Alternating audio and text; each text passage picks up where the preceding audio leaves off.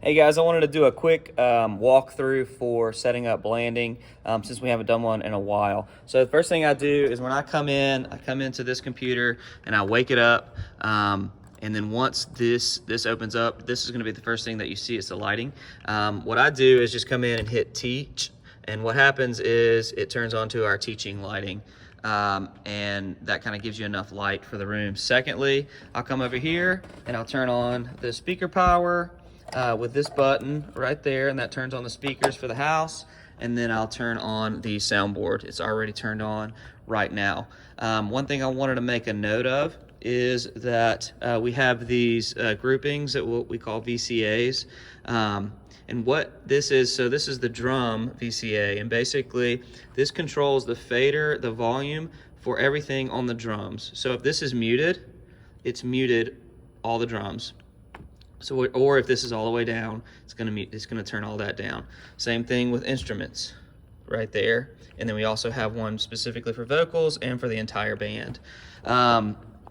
So just make sure you keep an eye on these. If you don't have anything coming through, that's probably why. Another reason might be that you have these on 0.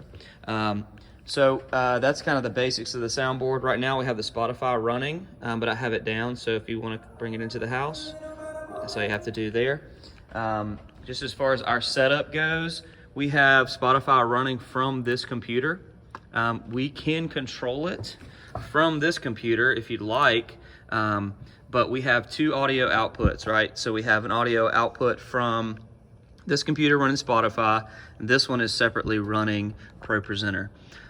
So next thing I'll do is I'll turn on the projectors in the ceiling. We have 3 of them that we use. 2 on screen or 2 on stage, so I'll just flip this on and then press the on button a few times to make sure they turn on.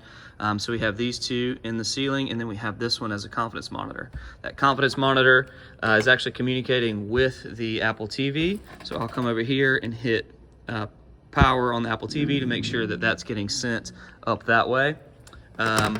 ProPresenter likes to be shut down and open last, or it likes to be open last after you turn on the projectors. So what I'll do is I'll shut down ProPresenter, and then it will actually send the proper signal up to the screens.